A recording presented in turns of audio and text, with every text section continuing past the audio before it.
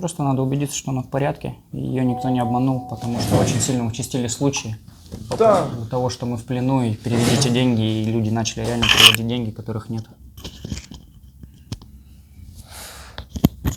Нельзя перевести деньги, которых нет. Их нужно где-то добыть, занять, одолжить.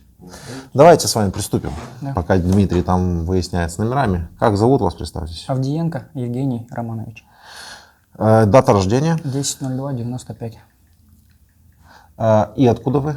Я родился в Ставропольском крае, Кировском районе, хуторе Крупско-Ульяновский. Затем переехали под Вологду родители, кадетскую школу отдали. Затем армия, срочка, там бои. Затем обратно вернулся и улетел на контракт в город Калининград. Соответственно, пришел с Калининграда.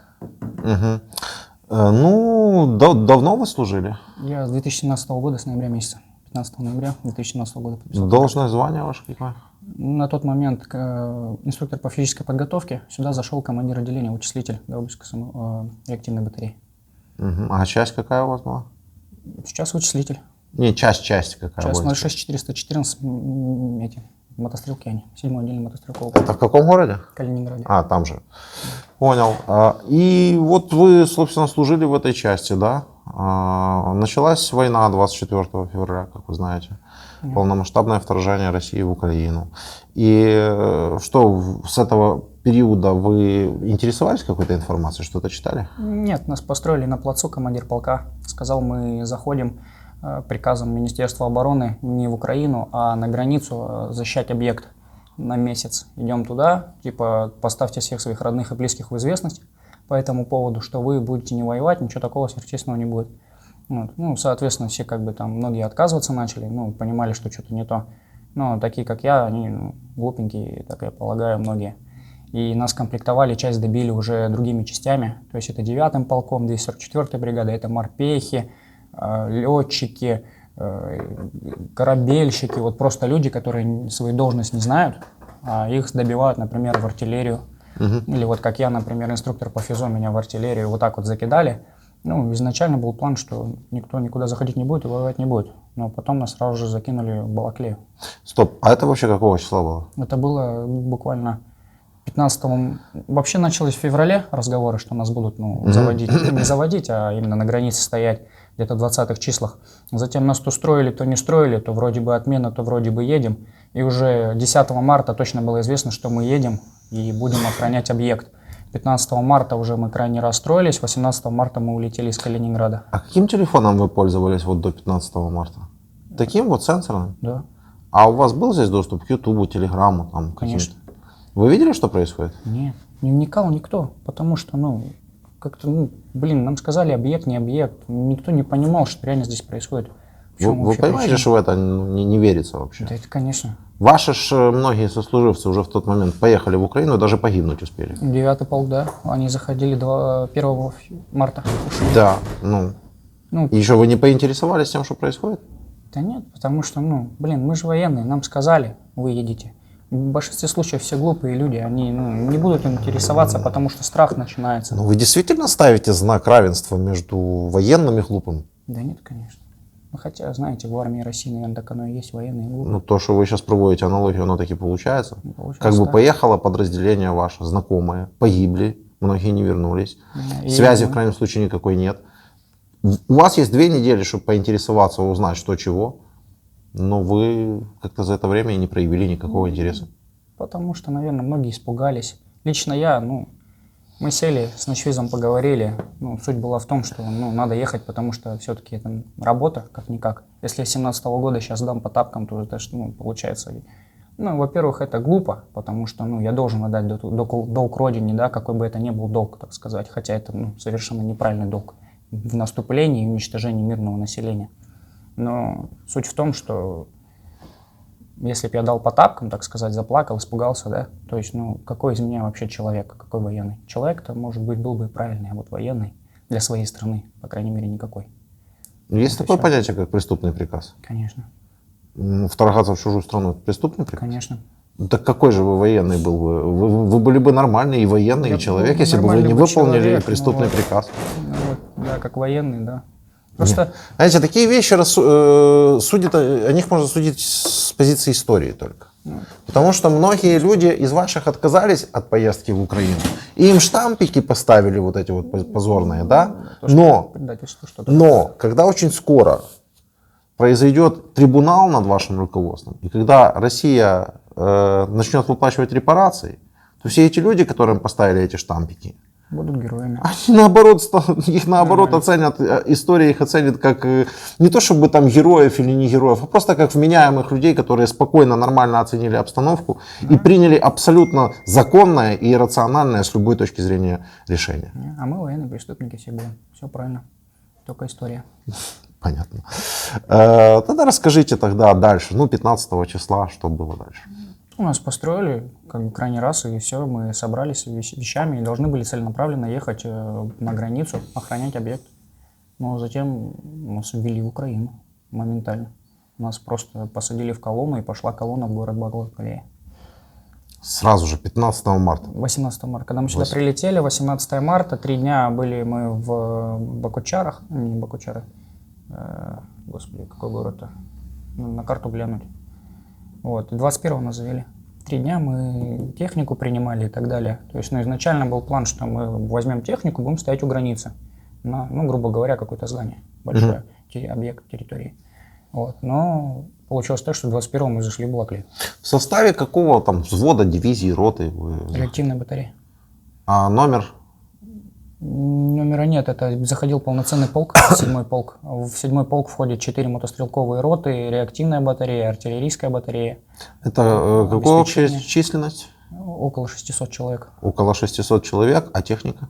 И, соответственно, по технике, то есть, если это, например, реактивная батарея, то это 6 градов, артиллерийская саушки, то это 6 саушек, затем обеспечение это 3 КАМАЗа, мотострелки это 4 БМП, не БМП, БТРа, да, 4 БТРа в каждой роте должно быть. Но на деле это было так, что было 12 градов поломанных, стояли, нам сказали, собирайте, что вы можете, и на этом вы зайдете, 86-го года.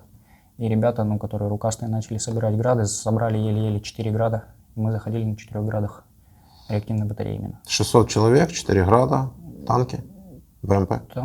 Танков у нас должно было быть 3 танка, но нам их пригнали потом. Вообще для пехоты, именно для полка. Я так понимаю, вы зашли и никакого сопротивления не встретили, доехали прямо до Балаклеи? Да.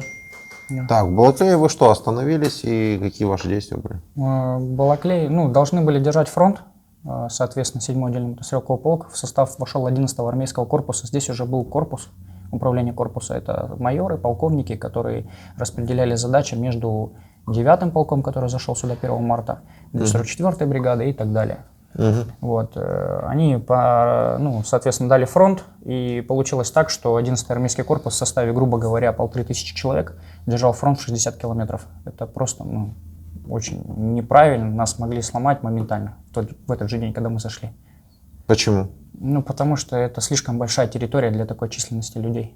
Очень мало людей. А сколько тогда уже в общей сложности там людей? Около, грубо говоря, 1500 было человек. 1500 человек. Включая, ДНЛ, НЛР, как бы. Но это все равно слишком большая территория.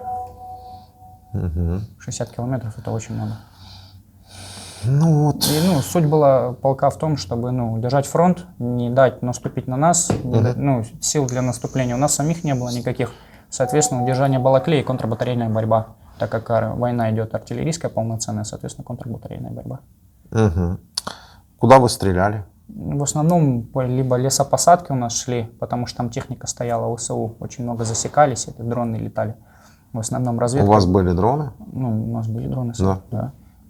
Разведка, бесполезна была, соответственно, потому что, это разведка, а война немного не та.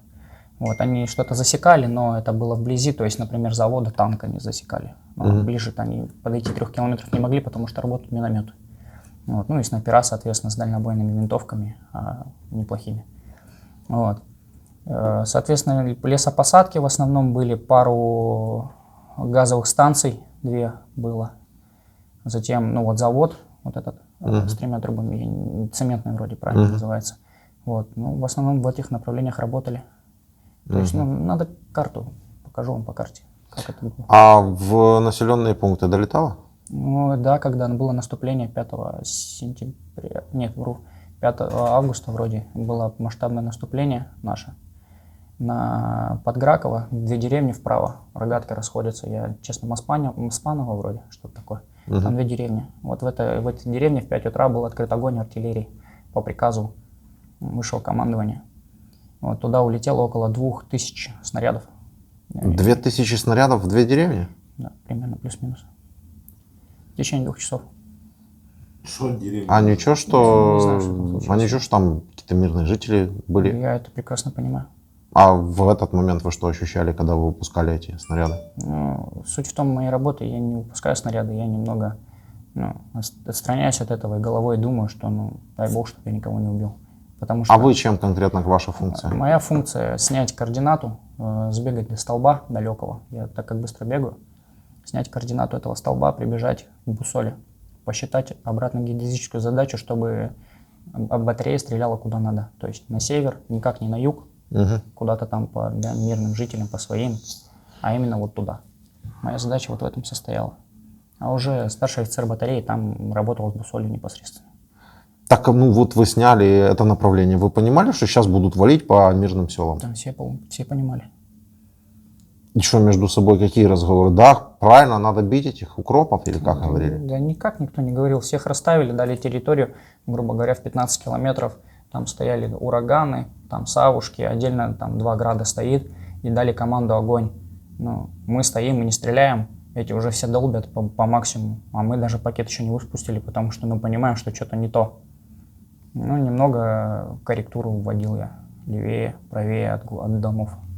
Короче, летело оно куда попало, я так понимаю. В основном, да. То есть, например, вот, честно говоря, вот, если вот приходила цель, я вбивал ее в карту. Если я смотрю, что это какой-то дом или что-то такое, то я немного менял цифру для СОВа. Вот, я не знаю, прилетит мне за это, не прилетит, но суть в том, что летело не в дом, а летело в какой-нибудь лес. Вот и все. Как-то так. Медальку вам надо дать? Не надо мне никакую медальку. Просто, в основном у нас цели были именно леса и вот такие вот масштабные наступления на мирных жителей. Вот было в августе месяце, я честно число не помню, когда вот по 2 деревням отработали. До 5 августа что вы можете рассказать примечательного? Примечательно? Да. Например? Вы очень долго простояли, просто, смотрите, получается, март, апрель, май, июнь, июль. ВСУ на нас масштабно наступало постоянно с позиции 9-го полка, это Подграково. И 2 раза с Балаклеи заходили со стороны 7-го полка. Это если, представить Балаклею, были Балаклеи, от Перекрестка туда вверх, они с той стороны заходили, там еще пески эти есть, да. Как они правильно называются. Вот. Не получалось зайти, потому что там пригнали 2 танка, все-таки они появились, эти танки, до этого не было вообще танков никаких, но при этом у ВСУ было около 6 единиц танков минимум, вот, БМП двойки, плюс еще пехоты очень много и, естественно, артиллерия, которая работала вообще просто, потрясающе, потому что мне очень повезло, когда они первый раз наступали, 5-го, не соврать бы вам, июня, вроде бы. Они начали ложить все позиции артиллерии. То есть, грубо говоря, у каждой артиллерии есть позиции, в которой они работают. Ты же не будешь постоянно перескакивать на 100 метров. Ты здесь отработал, соответственно, отсюда и работай, чтобы меньше от тебя следов, и засечь тебя будет тяжелее. Вот. И они начали работать по позициям артиллерии и, соответственно, сразу пошли дальше по пехоте и так далее. И по мне отработал град, у которого было 2 центральных нисхода. То есть у него 40 направляющих, и по трубам это. И 2 центральных нисхода получилось не сошли. И когда град лег, он лег по кругу меня и машины. То есть осколки посекли все чуть-чуть там, но личный состав не тронули. То есть получилось, что это просто повезло. Так а в чем же вы говорите потрясающая работа, если не попали? Потрясающая работа, что они все эти позиции прекрасно знали, и то есть я еще не на позиции был, они уже отрабатывали эти позиции все. Так, понимаете, артиллерия — это такое дело, что там, попасть 100 метров рядом — это уже для артиллерии попадание, на самом деле. Потому что, дальность свыше 20 тысяч, ветер, погода, давление, все это влияет очень сильно. И если, человек правильно рассчитывает все это, это, очень, на самом деле, сильная такая работа.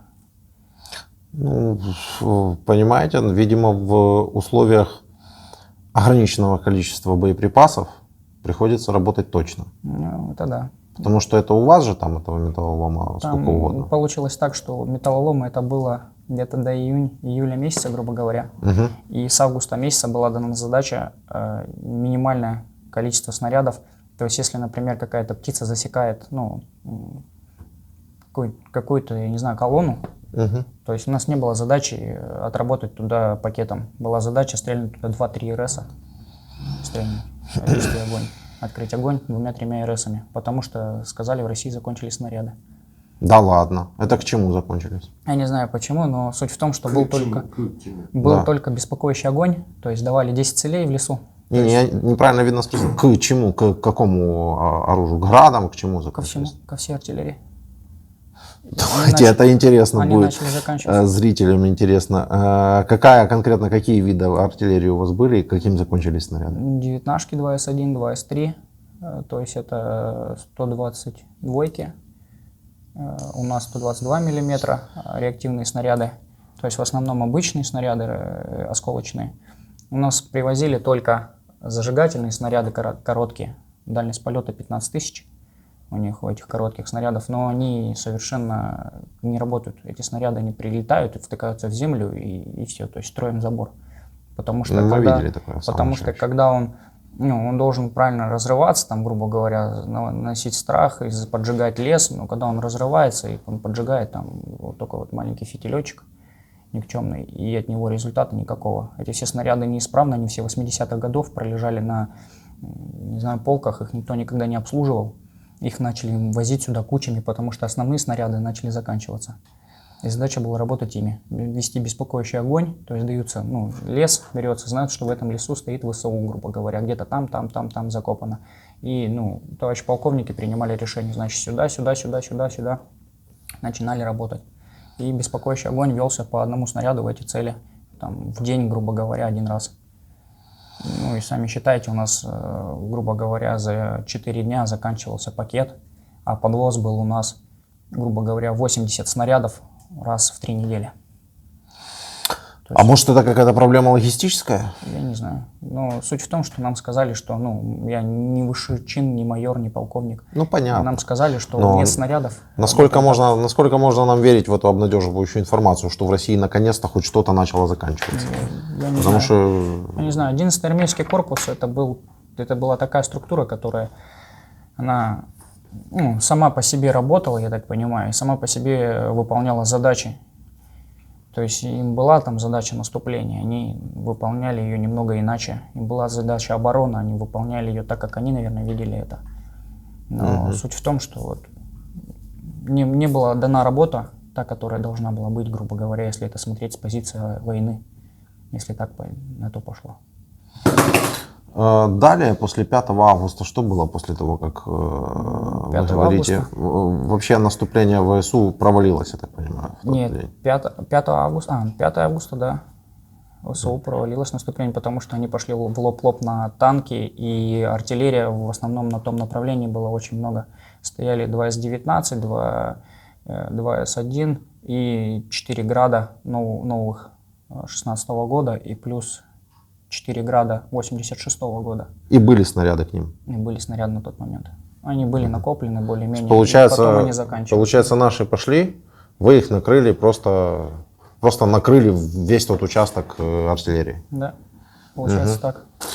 Может, у них просто не было надежной информации по поводу снарядов артиллерии, но потому что шли они бодро.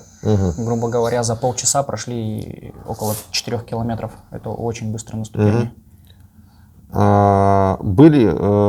Взяли ли вы пленных тогда с украинской стороны? Я не знаю, потому что я артиллерист, я стою сзади всех, я не видел, я непосредственно не впереди стою. То есть я не разведчик, не мог. Вам удалось разбить эти танки или сдержать просто наступление? Вы знаете что-то об этом? Нам сказали, что мы просто отбились и все. Отбились, понял.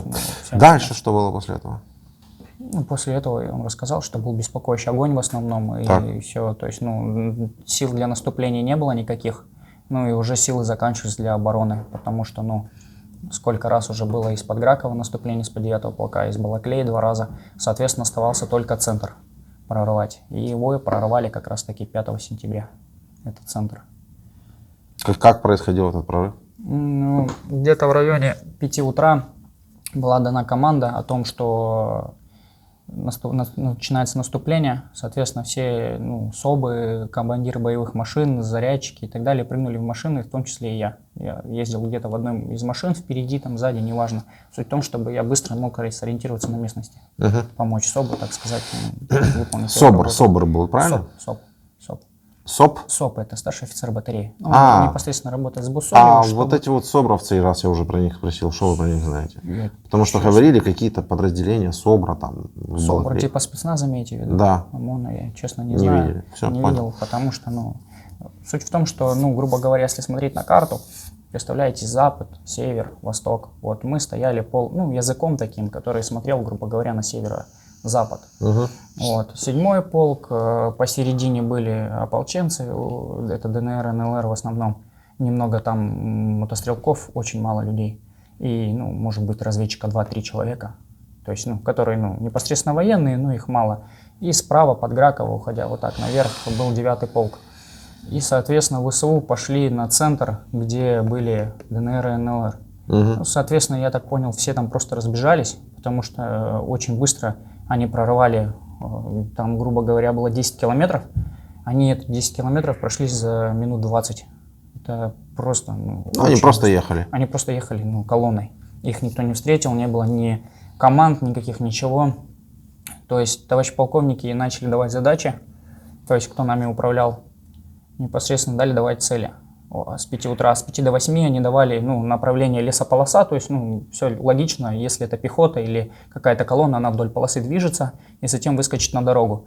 То есть была задача работать по этой полосе, то есть не было прям такое, что там вот колонна там идет, давайте тут, то есть нет. Сказали вот цель, это полоса, огонь и все, то есть для всех одно и то же. В 8 утра непосредственно артиллерия перестает подавать цели, нету руководящего звена. Куда она делась? Я не знаю, не было связи вообще, с ними не было связи. Может, они уехали просто? Может, они уехали, может, они нас бросили, я не знаю. Но суть в том, что не было руководящего звена для артиллерии. На себя взял команду мой командир батареи, который был назначен всей артиллерии. Он сказал отрабатывать дорогу, которая начинается, вот, грубо говоря, лес закончен, дорога пошла вниз. То есть уже пехота должна пойти по этой дороге, грубо говоря. Он дал задачу работать по этой дороге всей артиллерии, которая есть. Но суть в том, что у нас всего снарядов, я уже сказал, было мало. Соответственно, работа была один снаряд в каждые, грубо говоря, 10 минут. Независимо от того, это савушка или град. А сами понимаете, град это не савушка, савушка точно стреляет, а град там дунет немного ветер, и он улетит метров на 50 влево-вправо. То есть это бесполезный расход снаряда был, который, может быть, привел там к невинным жизням. Потому что, эта дорога была рядом с деревней совершенно. Грубо говоря, в истерике начали палить просто. Грубо говоря, так получилось. Но это был приказ высшего команды. Не, я понимаю, что это был приказ. Вот. Я имею в виду, что вполне могли быть и жертвы с мирной стороны. Конечно. Да, они были 100%, потому что, колонна шла рядом с деревней, плюс, туда работало столько артиллерии, по крайней мере, должно было работать. Как вы оцениваете такие действия российской армии? Вообще это полный бред, потому что должно быть какое-то видение и понимание того, что ты делаешь, а не просто палкой в небо тыкать.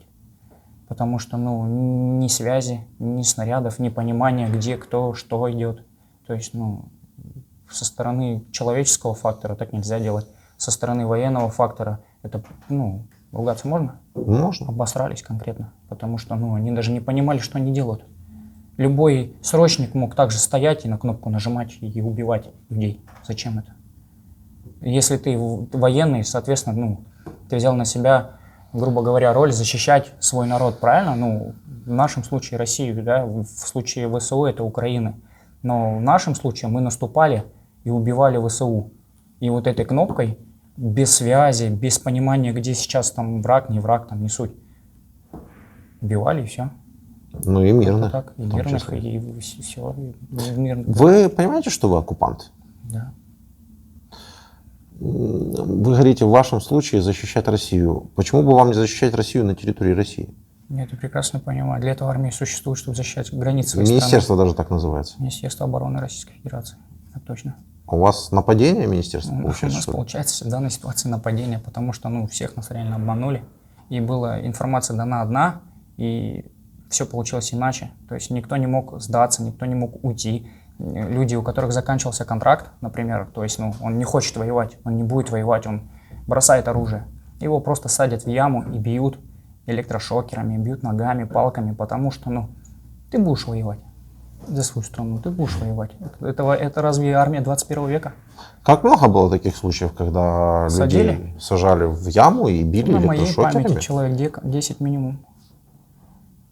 И что потом происходило с этими людьми? Ну, что, брали автомат, садились в окоп, тряслись и ждали, пока умрут. А что еще делать? У них закончился контракт, грубо говоря, месяц назад. Он, ну, все, он не хочет. Он может спокойно отдать автомат и уйти домой, но его никто не выпустит. Вот и все. Ну и при этом нам всем говорили истории про ВСУ, то, что там нельзя туда идти, там отрезают гениталии, там запенивают, там вообще насилуют. И нельзя вообще в сторону ВСУ никак идти не говорили. Вы понимаете, почему вам такое говорили? Ну, естественно, чтобы сидели на месте, в яме. И не только. Чтобы вы вообще боялись, в принципе, сдаться в плен. Естественно, естественно. Сейчас вы в плену находитесь. Да. Как к вам отнеслись?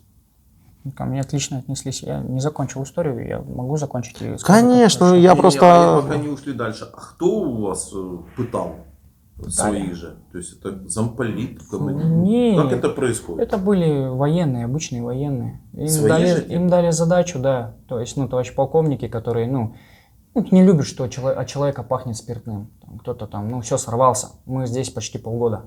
Мы очень долго здесь. Люди не машины, они срываются. И Да. ну, кто-то выпил там что-то, и ему просто не нравится запах, не нравится, что он там не побрился. И все, наказан, в яму и так далее. Ну, а кто исполнителем этих пыток был? Ну, военные какие-то, я То есть, же не стоял на душу, не из знаю. твоей роты же...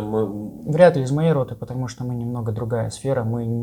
Там больше либо это мотострелки, либо какие-то внутренние войска, грубо говоря, ВП, ВАИ вряд ли. ВП, ОМОН, спецназ, если они были.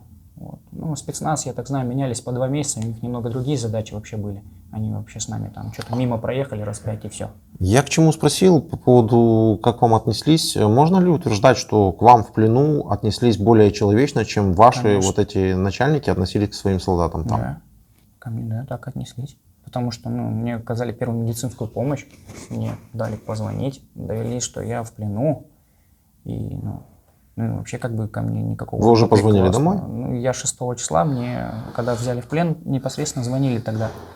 Я хочу напомнить, что вы фактически полгода пробыли в качестве оккупанта, человека, который обстреливал украинских военных, убивал и украинские села. Может быть, не сам нажимал кнопку, но непосредственно в этом участвовал. Да, ну и такое отношение я сам как бы, ну, я честно испугался, очень сильно испугался, когда, ну, мне просто в голове приставили автомат.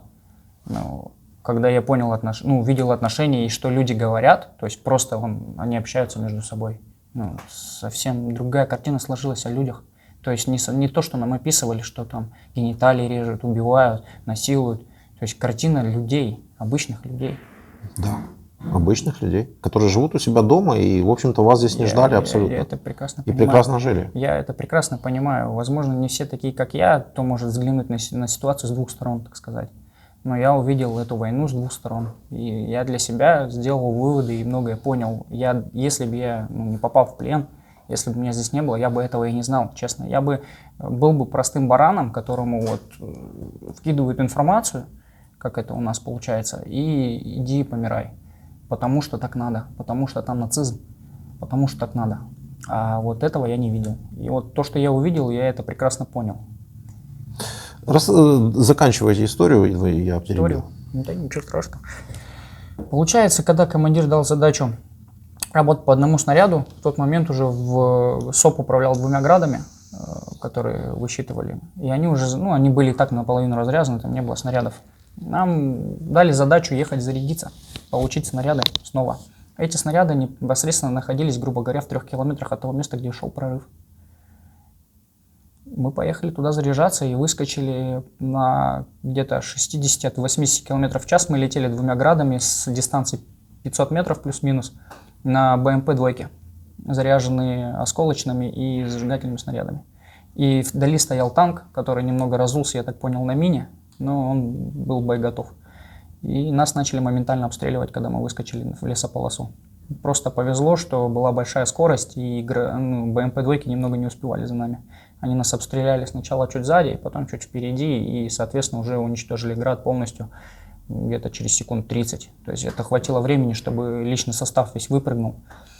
Кто потерял сознание, кто там поломался. На скорости 80 км в От час. 60 до 80 мы ездим обычно. И вы плюс-минус. не сбрасывая скорость начали выпрыгивать или как-то? А какие у нас варианты? Если бы мы начали сбрасывать скорость, нас бы танк порвал. Я понял, но просто на скорости даже 60 км в час выпрыгнуть Страшно. очень опасно. Ну а что, у нас выбора не было. Потому Так. что если бы мы начали тормозить, понимаете, вот шла колонна вот так вот, и отсюда летели мы. И мы увидели в последний момент, что это БМП-двойка ВСУ. И у нас не было вариантов, как давить на газ, чтобы перескочить эту полосу. И вот где-то вот в этом месте стоял танк, наведенный примерно вот в эту цель. То есть один залп танка, ну все. Я понял. И что происходило с другими людьми, кроме вас, вы это видели? Да. Что было? Весь личный состав уцелел. Весь. Весь личный состав уцелел. Один только нас покинул. Он, я так понял, очень сильно испугался и побежал искать помощи. Но водитель, у него очень сильные осколочные ранения, потому что я сидел справа от него. У него от ноги до шеи все в осколках. Его в госпиталь сразу же отвезли на следующий день, когда нас нашли. Вот. Он сейчас жив. Все отлично, ему помогли, спасли ВСУ. Спасибо реально за это. Остальных взяли в плен? Остальные в плену. То есть никого там на месте не расстреливали? Нет. А, А второй град развернулся и дал по тапкам, я так понял. А кто вас взял в плен? Ну, вообще ВДВ сказали, что они ВДВшники. Мгм. Вот, группа ВДВ. Мгм. Так, и что у вас за повреждения? У Шея? меня, так как на большой скорости выпрыгнули, у меня был сильный удар головой, не сотрясение, а удар головного мозга, мне объяснил врач. Плюс перелом ноги и осколочные ранения в ноге. Вот. От сильного удара у меня шея немного болит, так сказать. И у меня организм немного путал вверх с низом буквально неделю. Вот. И сейчас более-менее хорошо себя чувствую. Благодаря Вы уже неделю, получается, в плену? 6 числа в плену. 6 Сегодня числа это 15, вы правильно? попали, да? Да. 6 числа. Но я сюда попал не 6, сюда нас привезли 8 или 9, если честно, не помню. Вот. А 6 числа в плену, да. Просто меня перепутали с одним человеком, у которого позывной был физрук. Вот. А когда нас взяли в плен, нас спросили позывные и вообще кто чем занимался. Так как я вычислитель, у меня особого позывного-то и не было. То есть у меня был там, начвиз меня называли между собой. А такого позывного прям не было, потому что я больше с СОБами бегал. Вот. И я им представился, что я инструктор по физической подготовке, соответственно, физрук. Они немного применили ко мне кое-какие действия, но потом они поняли, что они ошиблись. Вот. Да, вот. Кто применил? ВДВшники. Они думали, что я их обманываю. Суть в чем? Они мне сказали, когда мы попали к ним, сказали: ребят, если вы будете говорить правду, все будет хорошо. Соответственно, все рассказано было, то, что вот сейчас вам история рассказана и так далее. То есть все там чистая правда с моей стороны, как я это видел и так далее. То есть с каждого, кто со мной был в плену, все говорили правду. То есть фамилия, имя, отчество и так далее, все данные. Вы говорите, вы поняли, что они ошиблись. Вы им Они там показали приняли... приемы рукопашного Нет, боя? они меня приняли за человека, у которого позывной был физрук. Этот человек в звании капитана выполнял какие-то очень плохие вещи, я так понял. И они его очень долго искали. И они подумали, что это я. И понял. Теперь уже, все понял. Да, Теперь все понял. уже начали выяснять. Вы понимаете, что над руководством России, над Путиным в том числе, будет произведен международный трибунал военный? Рано или поздно, конечно. Как вы относитесь к тому, что Путина будет судить международный военный трибунал? Честно, мне кажется, большинству россиянам будет все равно. Не, вот как вы лично отнесетесь? Вы будете считать, что это справедливо, что его судят как преступника? В данной ситуации, да. Потому что, во-первых, если главнокомандующий, который все знает, все видит, он должен был, по крайней мере, задачи оставлять своим войскам, правильно, да, или хотя бы не знаю, не то делать, что сейчас делают. А был полнейший обман, запугивание своего личного состава и граждан Украины. Уничтожение мирного населения, при этом все говорят, что мы по мирным не стреляем, но что здесь делали в Балаклее обычные тувинцы, которые насиловали девочек маленьких, там грабили дома. Сейчас вернемся к этому, я хочу закончить. Ему надо было бы, во-первых, этого не начинать, Ну, то есть конечно. не инициировать эту... Ну, конечно, смысл вообще? А чего боялись, я не понимаю. Ну, вы понимаете, что он преступник? Да, конечно. А чего вот боялся Путин? То, что Украина войдет в ООН и разместят боеголовки? Я не понимаю. В НАТО. Надо. Ну, в НАТО хорошо, и разместят боеголовки. У Ну, нас... во-первых, эта история, она еще началась с Крыма, еще с 2014 года, когда рассказывали, что Крым необходимо аннексировать, потому что Украина там собирается разместить боеголовки НАТО. Но миф развенчивается тем, причем развенчивается в пух и прах, что за 8 лет после аннексии Крыма Украина так нигде и не разместила боеголовки НАТО. Да. Это раз. Два. Шла глобальная дискуссия по приему Украины в НАТО, и, по крайней мере, 2 ее члена, ну, Франция и Германия, об этом можно говорить, говорили нет. А там необходимо согласие всех стран-союзников. Соответственно, вопрос вступления Украины в НАТО, он был еще, это вопрос еще не самого ближайшего будущего, скажем так. При этом Швеция и Финляндия сейчас спокойно туда действительно вступают. Границы приближаются к вам. Расположены вот 100 километров до Питера. Чего бояться, если... И тут Северное море, плюс еще и... Чего бояться тогда, если обычный Химарс стреляет на 300 километров? То есть даже не боеголовка страшна, как Химарс. Вопрос не в том, чего бояться, а вопрос в том, что Россия как-то вообще на это никак официально не реагирует. Ну, вступают и вступают, их дело. Я не знаю, может какая-то ненависть была непонятная, целенаправленная. Предлог нужен был. Я не знаю, Ну, очевидно же, что предлог нужен был. Нужен был предлог для полномасштабного вторжения в Украину.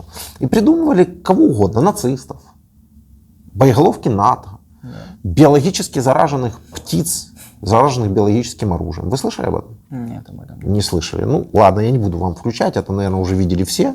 То есть, как мы тут должны были напичкать птиц, которые должны были перелететь по определенной траектории границу, и при том, что эти птицы еще и должны были заразить непосредственно славянский этнос, уничтожить славянский этнос. То есть они еще должны были в этом разобраться. И, соответственно, этот вирус должен был остаться в территории, в пределах России, потому что если бы он пошел бы дальше, он же и дальше бы славянский этнос уничтожил. Но у вас люди в это верили. Он не мог это видеть, он же почти полгода воевал. А я так спросил, знаешь, а вдруг? А вот смысл, ну, разве не братский народ, 91 год, СССР, зачем вообще, для чего? Братский народ на братский народ не нападает. Ну вот для чего? Проблема в том, ну, для чего? Для того, что Россия, она может и декларирует рассказ о братском народе, но фактически и граждане, в том числе многие, и ваше руководство, все же считало, что не братский народ, а в лучшем случае, Украина младший брат, которому можно всегда указывать и диктовать, что ей делать. Блин, но при этом в Украине везде есть газ, в деревнях есть дороги, как бы и бензин по 20 рублей. Да и в России это все было бы, если бы вы не кормили олигархов своих и не вкладывали все деньги в это бессмысленное, вооружение, которое раскрадается, к тому же, в половину этих денег, наверное, если не больше. Конечно, да больше. Конечно, потому что мы не должны были заходить сюда на 86-х годов градов. Как так может быть вообще? Что за бред? Я понимаю, надо было технику списать, там, ну, возможно, там, переплавить, да? Но суть в том, что стопудово кто-то указал в высших чинах, что он дал 6 градов новых 16 года, а 1 град сколько? 6 миллионов долларов, грубо говоря. Это сколько денег-то было отмыто только одной моей батареи? Вам не надо объяснять, вы говорите больше, чем я могу сказать, потому что я, например, стоимость града не знаю. Ну, это я про то же, что это, ну, полный бред был. Ну, это все предлог. В том числе и 8 лет. Вот эти вот 8 лет бомбили Бомбас. Вы общались с этими ЛНРовцами, ДНРовцами? Нет. Не общались. Ну, если бы вы пообщались, вы бы знали, что 19, 20, 21 год было полное затишье. Заморозка фактически. То есть никакого конфликта не было. Более того, был обоюдный приказ о прекращении огня. Не было жертв. Фактически почти не было жертв. Из официальной статистики даже тех же ЛНР, ДНР, так называемых, это видно. То есть с 14 по 18 это было все? С 14 по 18 можно сказать, что была определенная горячая фаза. Но только еще и в 2014 году, если вы посмотрите соответствующие материалы, вы увидите, что туда зашла российская техника, колонны российской техники туда заезжали, и те же грады, и все остальное прочее. Ну, только там российские военные, они назывались добровольцами. Ну, добровольцами. А какая разница? В Что эти люди делали вообще в Украине, на территории Украины? Так, то есть ВСУ ДНР обстреливал в 2014 году, получается? Или как? ВСУ воевала как раз вот с теми самыми добровольцами российскими, которые туда заехали. И с новоиспеченной народной милицией, которая стреляла в сторону ВСУ. То есть, если бы не заехали, то есть Да, стреляли бы да, совершенно. первопричина, есть у всего причина и следствие. Первопричина, надо начинать Крым. Ну, в Крыму там нельзя говорить, что бескровно все обошлось, потому что очень многих людей посадили с проукраинской позиции, очень многих расстреляли, и военных украинских расстреливали там, в отличие от расхожего мнения, что якобы там не было пролито крови. Была, но просто относительно немного. Потом Донбасс, частично Луганская, Донецкая область, куда зашли также вооруженные силы РФ под видом добровольцев с техникой. Все это зафиксировано на фото, на видео, сколько угодно. И да, первопричина в этом. Если бы они туда не зашли, вообще ничего бы не было. Дальше бы жили бы себе, да и все. Самое главное, что тут нужно донести до россиянам, чтобы они себе голову в этом всем не ломали. Да, потому что это не расскажешь за 5 минут. Конечно. Что вам вообще надо меньше интересоваться тем, что в Украине, и больше интересоваться тем, что в России. Вот в этом ключевая проблема. Не спорю. А началось, да, с 2014 года, с вторжения России. Вот вам причина следствия. А в 19, 20, 21 была заморозка конфликта, фактически. Кому-то там в Кремле не понравилось, что это так все и останется. Это так все и осталось бы, скорее всего. То есть долго очень на международной арене решали бы, апеллировали к этим решениям и так далее, и так далее. У России были свои требования, у Украины свои требования. На середине они сойтись не могли. Но так и не могли бы сойтись еще неизвестное количество лет. Да. Но кому-то там не понравилось, что это все останется так, потому что кому-то хотелось всю Украину. Сейчас Украина показала себя полностью. Так Ну, что, это я думаю, пришлось. Вопрос не в этом. Вопрос в том, вы знаете, что под Киевом были российские войска? Да, знаю. Это еще сначала говорилось, Да. что российские зашли войска. Вам доводили? Ну, нам доводили в части. Ну, поэтому и сказали, что вы будете стоять на границе, защищать объекты, вы никуда не пойдете. То есть, все как-то так. А потом тут выясняется, что совсем все не так, как говорят. Не, а что вам доводили про то, что вот ваши войска? Что войска зашли? Да. Ничего, что колонна прошла и в данный момент находится в Киеве. То есть взяла Киев и все. То есть, Взяла Киев. я не знаю, как это правильно сказать, что русские войска находятся в Киеве, и в каждом важном городе находятся русские войска. То есть никакой войны и конфликтов никаких не будет, вы просто едете защищать объект, мало ли что-то. Ага. И все. То есть вот изначально было это в марте так. Ну, действительно, по важным направлениям, там, Киев, Чернигов, Сумы, Харьков зашли российские войска, Херсон. И действительно, несколько танков даже в Киев успели проехать, смогли там каким-то чудом. На что это похоже? Ну, вообще, по идее, это наступление на захват.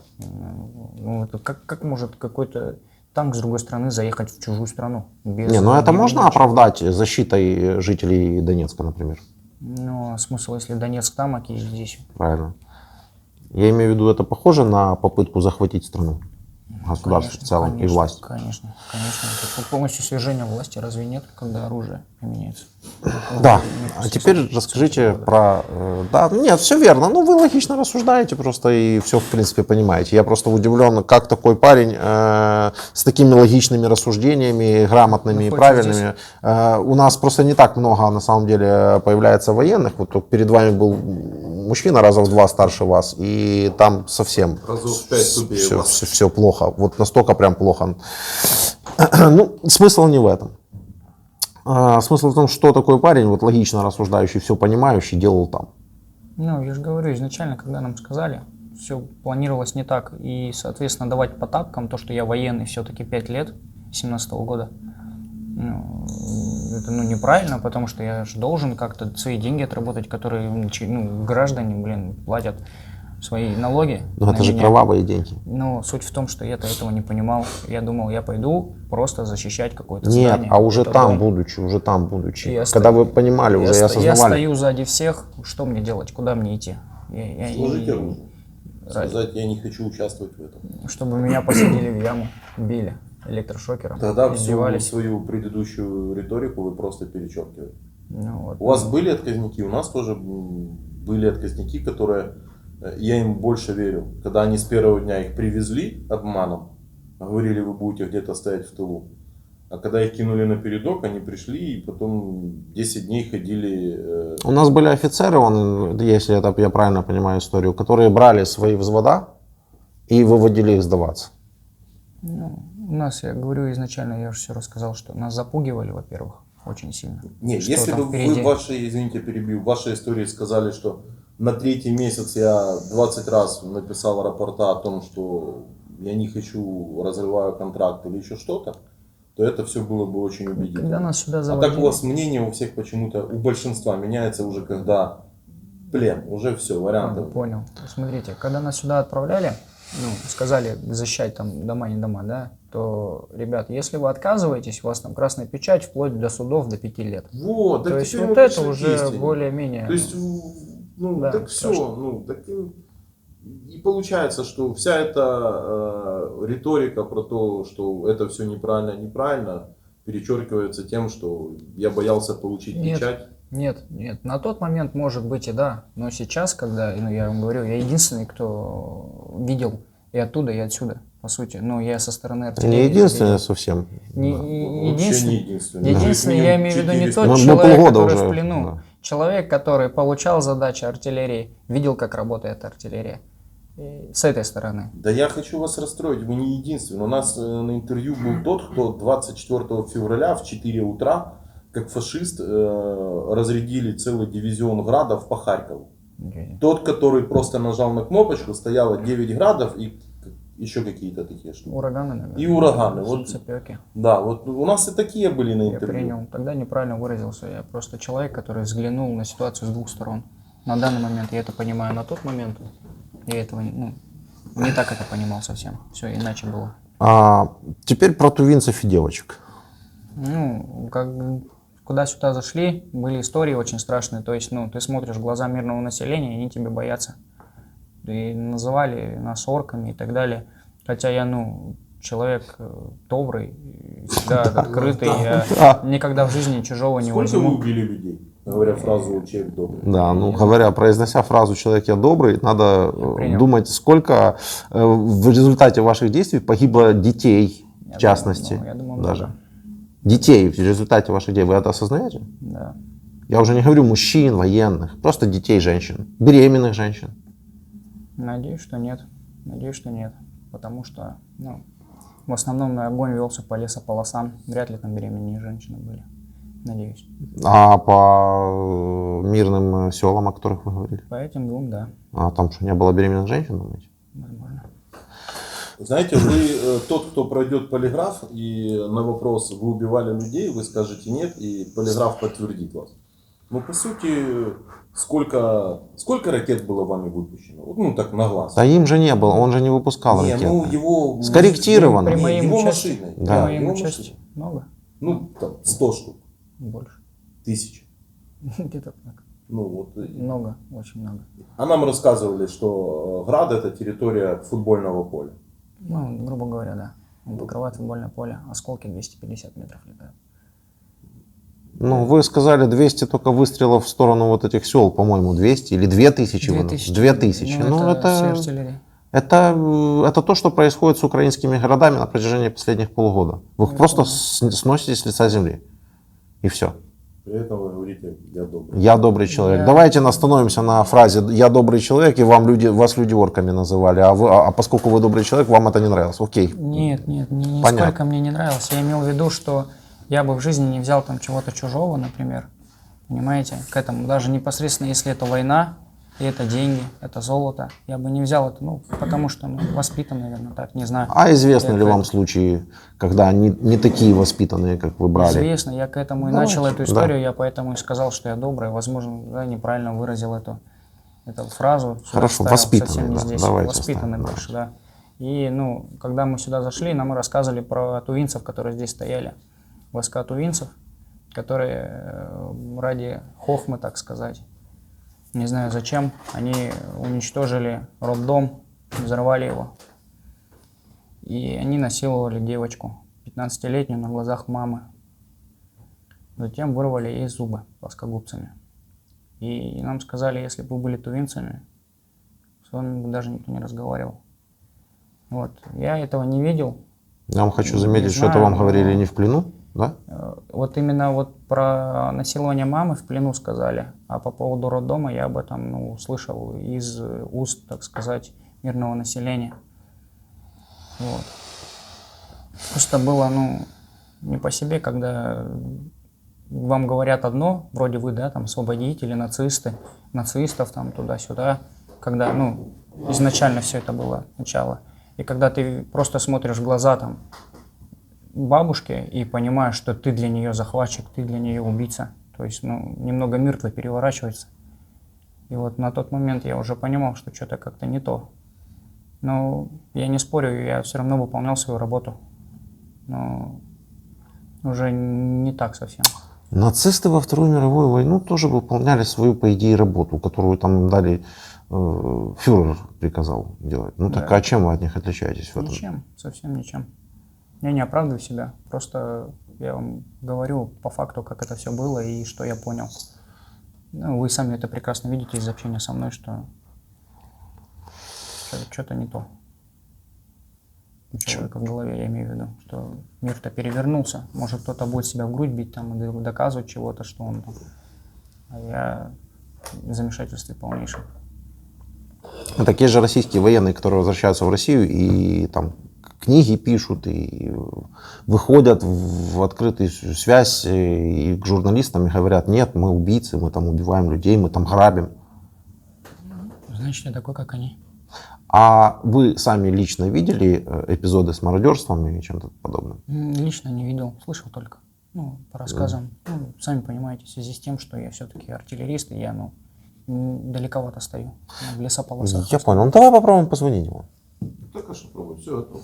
Давай попробуем. Давай. Мгм. Добрый день. Да, здравствуйте. Меня зовут Владимир, я журналист из Украины. Ваш муж в плену. Хотите с ним поговорить? Да, конечно.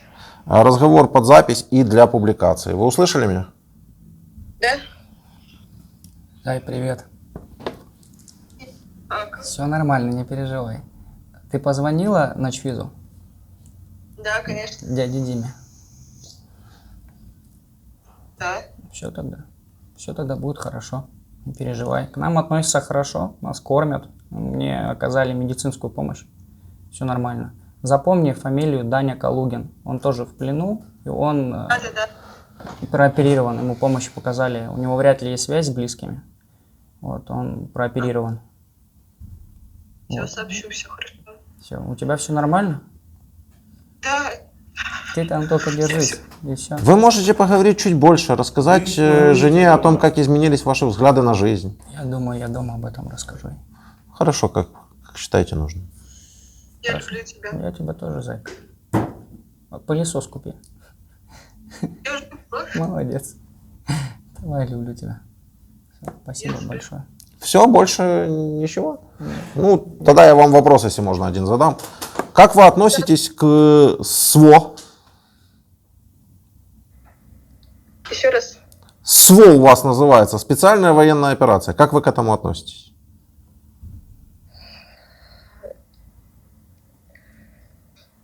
Плохо.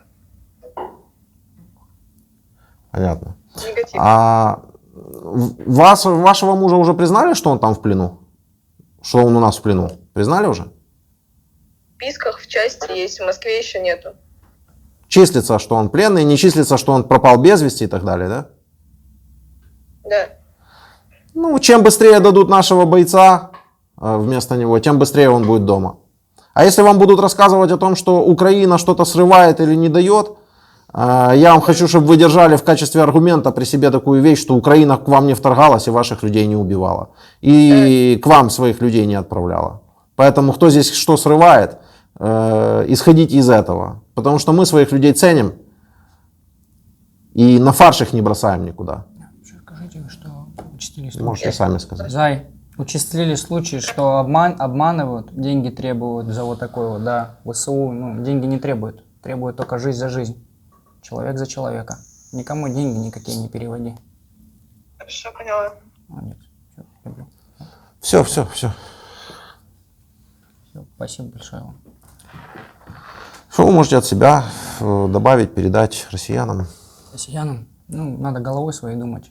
То есть не зомбироваться и историю изучать, которую преподносят. Сейчас 21 век, сейчас есть интернет, сейчас есть люди, которые живут во всем мире, которые могут поведать того, чего многие не знают. И если бы, ну, каждый был бы развит, так сказать, не по годам, он бы многое бы понимал и сюда бы не заходил, как я. И не убивал бы людей. Вот и все. По поводу развит не по годам, тут особого-то развития не надо, чтобы понимать просто одну простую вещь. Украина свое государство независимое, со всеми ее территориями, а Россия это отдельное государство. У вас проблемы есть в России? Конечно, их много. Почему вы вместо того, чтобы решать свои проблемы, предпочитаете все время по телевизору говорить об Украине? Я не знаю, это они говорят. Что я не понимаю вообще, почему они решают проблемы на словах, как бы сказать, да, только ничего не меняется. Проблемы, а потом ищут их в чужом. Как есть гениальная фраза-то, в своем глазу бревна не видим, да? Везде ищем соломинку, а у себя как-то так. Да, а еще вы везде ищете врагов, у вас враги везде. Так я не понимаю, если у вас враг, Америка у вас враг, чего вы не нападете на Америку? Или с ней не повоюете в таком случае? Если бы сюда зашло НАТО, России бы не стало, я в этом уверен. Потому что кто-то себя в грудь бил, что он готов воевать с НАТО, но когда зашло 5 БМП-2 против наших 3 танков, а сзади них был 1 танк, то танкисты бросили свои танки и убежали. И при этом убежала пехота, и танки встречают град в качестве, так сказать, инструктора по физической подготовке. Град. Инструктор по физической подготовке, как это далеко. Ну, что бы было, если бы зашли бы реально специалисты, которые, во-первых, у них бюджет нереальный на армию выделяется. Во-вторых, они реально специалисты своего дела, и у них вроде срочников совсем нет, как я помню. Нет.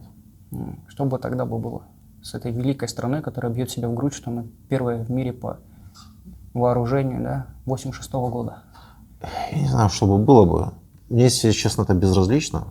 Точно. Я только знаю, что туда никто заходить не собирался, никому вы не нужны. Естественно. Были бы кому-то нужны, хотели бы там Россию сильно уничтожить, это произошло бы еще в момент распада Союза. Конечно. Когда у вас, вообще не у вас, а вообще Советский Союз был просто без структуры управления четкой. Это то, что у нас по сути произошло в момент Майдана. То есть непонятные моменты происходят, да, Россия заходит в Крым и аннексирует его. Это такие братья. Даже Америка не зашла тогда, когда Советский Союз распадался, и ничего не забрала. Хотя могла бы, вообще элементарно. Конечно, могли. Много чего могли они. А Россия воспользовалась. И кричит всем, что там какие-то вдруг появились нацисты какие-то. Вот вдруг взяли и появились. У половины родственники в Украине, они знают это. С людьми смогли сделать такое, что с России летят в Украину грады и прочие, там я в них не разбираюсь, эти ракеты. С Белгородской области родственница звонит родственнице в Харьков и говорит: потерпите, мы вас немножко, еще потерпите чуть-чуть, мы вас сейчас освободим. А та в подвале с детьми сидит. Говорит: ты что, больная? От кого вы нас освободите? Ваши ракеты в нас летят. Что сделали с вами там? Это сложно даже понять просто по этому телевизору, что сделали. И потом, начиналась спецоперация, вроде как вы воевали с нацистами, с какими-то мифическими. Потом что-то непонятное, а теперь у вас по телевизору говорят, что вы уже с НАТО воюете. Можно говорить, что мы с НАТО? Да, конечно, потому что выгребать от ВСУ вам как-то не камильфо. Я не смотрел телевизор давно, простите. А натовцев много видели? Натовцев ни одного не видел. Натовцев. Последние ваши тезисы, это зачем Украина воюет с Россией? Это вот буквально сейчас новая пошла пропаганда. Да, мы якобы вас ненавидим, потому что мы с вами воюем. Как будто бы это мы пришли к вам, чтобы с вами воевать. Украина воюет Да, с Россией. они, да, вот ну, Скобеева прыгает и кричит. Почему они с нами воюют? И находят причины, почему мы вас ненавидим. Ну, во-первых, вы стираете с лица земли нашу страну уже на протяжении полгода, потому и ненавидим, и причем это не скрытая ненависть, абсолютно открытая. А во-вторых, что значит мы с вами воюем, если это вот вы к нам пришли? Это же не мы к вам пришли. Нет, конечно. Ну, у вас вот так вот сейчас вот по телевизору старается снова все перевернуть. Ну, потому что, я говорю, это все промывание мозгов, потому что у людей не хватит ума понять этого и увидеть, залезть элементарно на YouTube-канал, посмотреть там обзоры какие-то, там прямые трансляции. Реально, ну, будут слушать и смотреть этих дурачков, которые прыгают, при этом там Европу хаят, да, а у них там за границей дома, дети учатся в Германии. То есть зачем так? А еще у вас Сталина очень все любят и уважают. За Только это не важно даже за что. Важно понимать, что у него сыновья воевали реально во Вторую мировую. А у кого из ваших политиков воюют сыновья сейчас в Украине? Не знаю, мне кажется, нет таких. У Пескова вроде бы есть сын, он воюет. У Вроде там Медведева вроде есть сын, он воюет. Не знаю, Не. не встречал Медведева. Более того, они там, где вы только что сказали, где у них у всех дачи, и они еще там и учатся. Да. В этой ненавистной Америке и Европе. Вот как-то так у вас все. Ну, это стадо. Это все, которым легко управлять. Стадом же всегда легко управлять, когда оно не знает, не понимает. Я бы с вами с удовольствием еще по поводу этого пообщался, если бы вы здесь были не в качестве пленного, а в качестве гостя. Потому что все правильно вы рассуждаете, логично. Приятно слушать. Вот только вы тот человек, который Я понял. делал все то же самое буквально неделю назад. И сейчас вы вот все поняли и осознали. Ну, потому что я ему говорю, что Диссонанс. У тебя есть вопрос? Сидеть. Вы... Ну иди поговори. Может, я чего еще вспомню. Я... Это же почти что 4-е интервью уже сегодня. И что? Слабохарактерно. Вы предлагали записать обращение, сбросить его знакомому на телевидение. Расскажите, это опять наша идея, точнее там в комментариях пишут, да, мы брейнстормим с пленными, как нам их напарить назад. Ну, Расскажите про эту идею, что вы просто- придумали, давайте ее реализуем. просто вы тогда зашли, сказали, есть какая-то идея по поводу ребят, которые около 3 месяцев сидят. Да, да, есть по полгода сидят. Вот, и как бы, ну, можно попробовать. Вы должны осознать и понять, что вы своей стране и своей армии не нужны. Поэтому, Понимаю. если у вас есть какие-то идеи, то давайте их Почему бы реализовывать. не записать речь на определенную, что, например, как я попал, что произошло там в ВСУ, что сделал для меня, и что, ну, если народ не будет это обсуждать, не будет это продвигать, то ничего не изменится. Давайте записывать. Понимаете? То есть вот это будет основное, ну, то есть вот Я вас понял. Это надо будет обрезать и тогда это мы все сделаем. Да? скинуть моей жене. Она знает, куда обращаться? Я ей напишем смс. Мы ей еще раз наберем, и вы расскажете, что с этим кусочком нужно Там сделать. просто написать, отправь это Диме и все. Да вы скажете голосом, зачем, ну, вы можете написать, если напишем. Давайте тогда скажем так вот. Подумайте, не спешите. Я куда? Сюда. Я военнослужащий РФ 7-го отдельного мотострелкового полка города Калининград. 6 сентября 22 года попал в плен. 5 сентября около 13 часов дня в ходе выполнения боевой задачи машина, на которой я был, была полностью уничтожена. Весь личный состав уцелел, получив травмы. 6 сентября на утро буквально все пришли в себя. Уже были связаны и получали первую медицинскую помощь от ВСУ. ВСУ пыталась узнать наши данные, чтобы связаться с нашими близкими и родными. Сказать, что мы в плену и мы живы. Плюс они сразу же добавляли на списки, что мы не без вести пропавшие, мы не мертвы, мы просто в плену. Чтобы сразу эти списки ушли в Министерство обороны.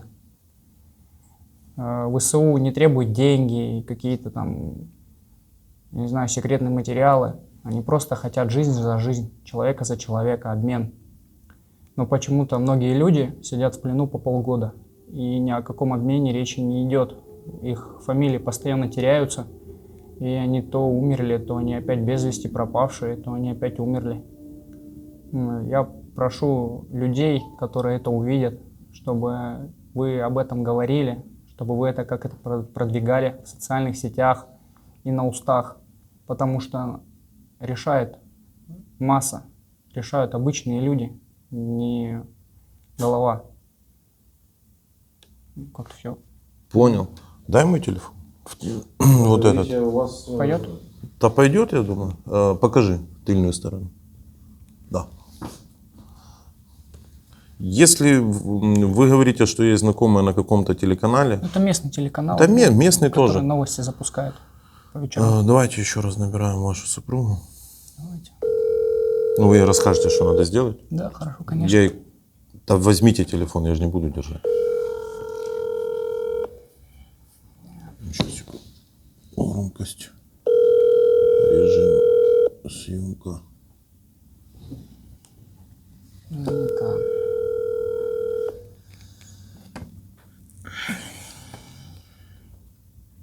Зайка, привет снова. Я записал видео для обращения, чтобы людей меняли, потому что здесь люди по полгода в плену находятся. И в Министерстве обороны они проходят как без вести пропавшие и так далее.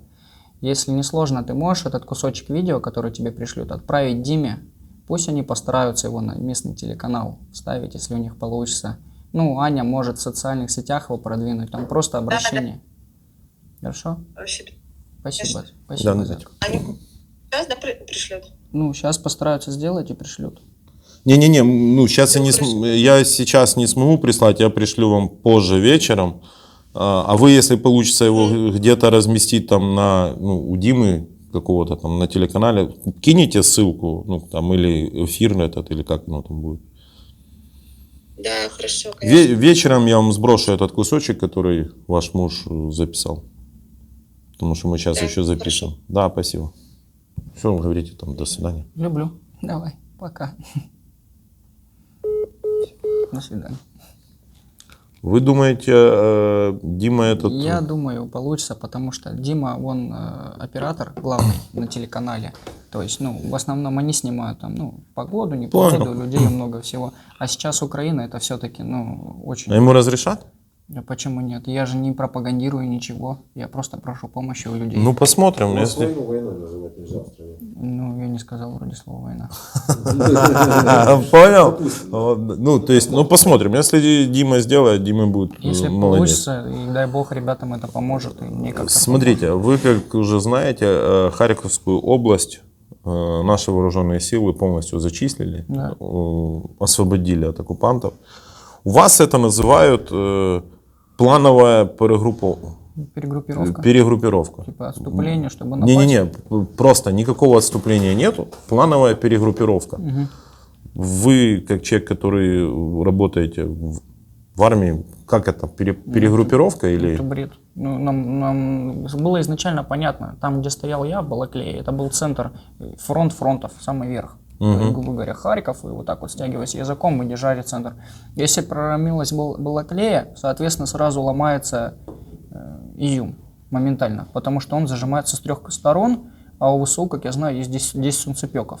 То есть, ну, стоять в Изюме, это, ну, никто не будет там стоять. Соответственно, все войска начали кидать технику, убегать, которая техника не БГ, то есть не заводилась, там, не хватало солярки или что-то там, они просто испугались, они ее бросали и убегали. 300 единиц. Да, потому что, а смысл стоять, если центр сломался? Они не будут на себя удары брать. Никто. То есть удары начали брать кто? Артиллерия. То есть на меня вышло все и все. За мной стояли 2 С-19, я думаю, их тоже сожгли. Плюс 3 града. То есть, короче, это не перегруппировка, это чисто... Нет, это просто сломали центр, который держался полгода. Ладно, там, если оценивать это там со стороны там великих полководцев, там Суворовых, да, но суть в том, что ты людей не меняешь полгода, а ВСУ менялись каждый месяц. То есть сначала одни работают, эти уходят на отдых, приходят, работают другие. Соответственно, у людей есть силы, они видят своих близких и родных, они понимают, ради чего они воюют, они на своей земле. А мы полгода сидели в ямах и не понимали, ради чего мы здесь. Должны были приезжать замполиты, которые как минимум там, да, если мы с нацистами воюем, хотя бы нам какую-то историю рассказали, да, элементарно. Ну да. За хотя бы раз за полгода. Не приезжали? Хотя бы раз не было никого. Никто, мы не понимали, и поэтому я и говорю, почему, у меня так все это в голове. Я не понимаю вообще, ради чего мы здесь. Понял. А вы нам рассказывали про обеспечение всякими БК, а не рассказывали про ваш быт. Как у вас быт был организован? Там, Ну, помывка личного состава, продовольствие, Ну, медикаменты? в лесах это нормально. Если в лесополосах, это ребята сделали летний душ, все-таки лето. То есть, если бы нам уже сказали задачу, что мы здесь будем стоять зимой. Мы зиме готовили, заказывали Уже... печки. Ага. Да, типа должны были стоять. Но суть в том, что если упала бы первая листва, нас бы не стало моментально.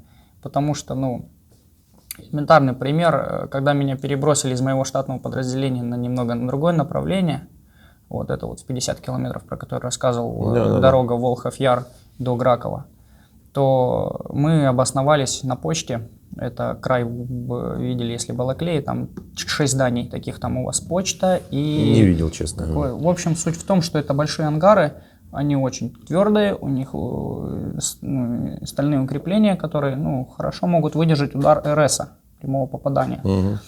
Но никто не думал о том, что он не выдержит удар Химарса. Туда прилетел Химарс. Внутри было что-то?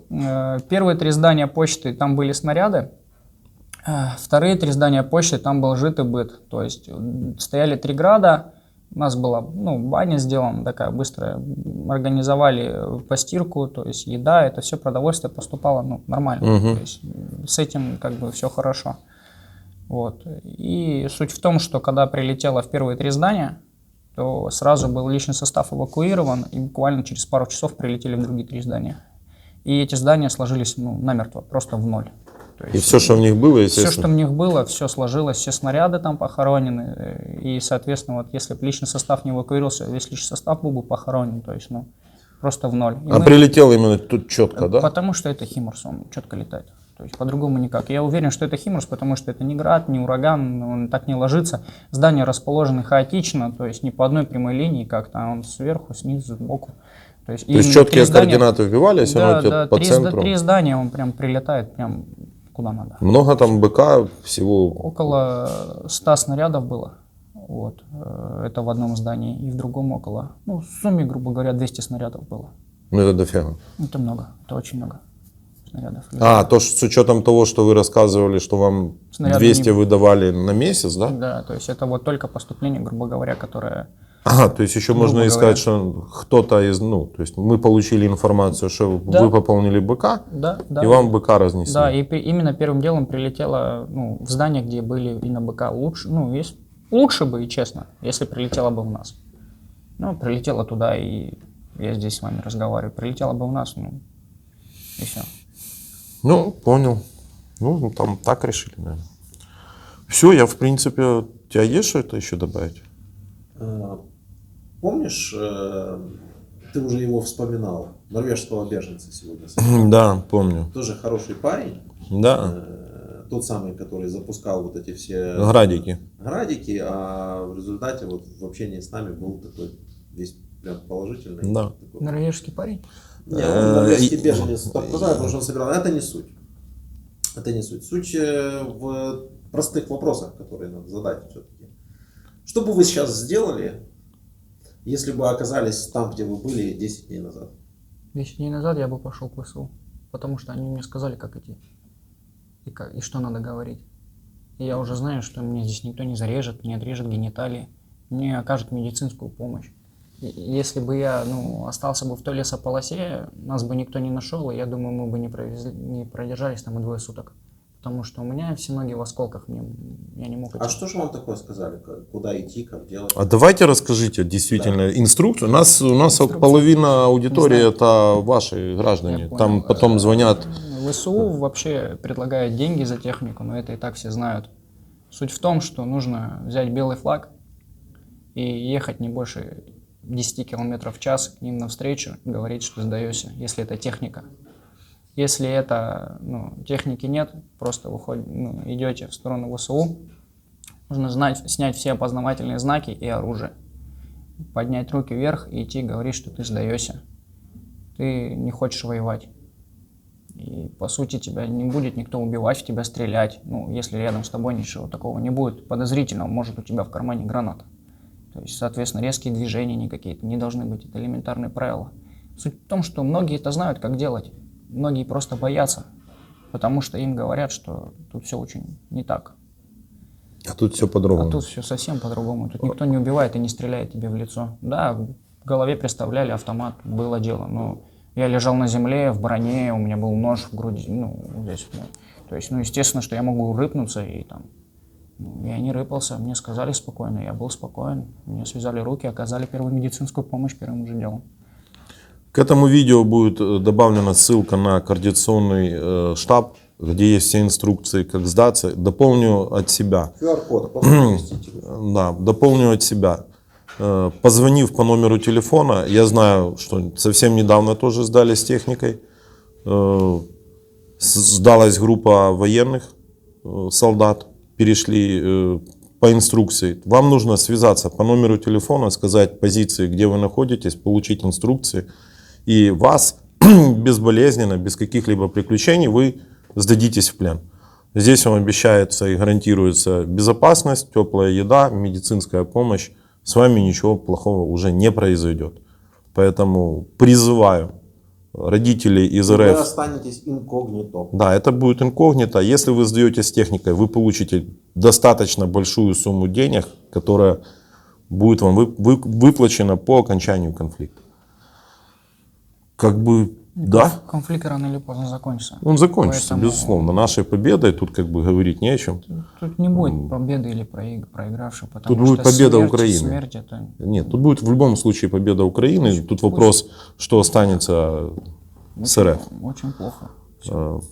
Пусть будет победа, но суть в том, что Нет, то, что это сопровождается смертями, это понятно. А как мы можем этого избежать? это никак. Войну нельзя допускать в 21 веке. Не тот, время, чтобы такое творилось. Не то. Ну, кому-то захотелось фюрера А поиграть. кому-то захотелось. Вот и все. Еще раз, кто должен понести вину во всем этом движении? Ваше мнение? И мне кажется, все командование. Командование. Все высшие чины должны понести. Главнокомандующий. Главнокомандующий, все высшее командование. Верховный Ну да, он верховный. Нет, есть главнокомандующий. есть Ну я не... Путин это как бы Все верховный должны главнокомандующий понести. РФ. В Гаге надо судить, да? Разбираться? Надо, блин, что благо для человечества? Разве война 21 века непонятно? Убивание брата? Что за... Ну, без брата война вообще плохо. Ну, блин. Я рад, что вы здраво оцениваете происходящее, что вы понимаете, что кто-то должен понести наказание, на каких уровнях это должно произойти. На кого судить? Таких, как я, которые кнопку нажимали по приказу. Надо судить тоже, но, блин, если бы не они, меня бы здесь не было. Посадив тебя, да, ты правильно говоришь, если бы главный... Там, Ну, в отличие от великого философа Пети, он, по крайней мере, нормально формулирует порядок действий и четко и отдает, степень, да, ответственности. четко отдает ответственность. Не пытается прыгнуть на 3 стула одним задом сразу. Это Да. надо Пете показать будет. Все, спасибо. Спасибо вам. Очень интересно, сможет ли Дмитрий разместить. Ну, даже если ваша жена поразмещает по соцсетям, то... Надеюсь, получится. Просто Балтийский флот, я думаю, вы и так знаете, что он немного отличается, потому что у вас было около 3 или 4 пленных, которые в течение месяца попали на море. То есть Балтийский флот, он пытался нас вывести, но ему корпус не давал, который нас сюда загнал незаконно. И вот.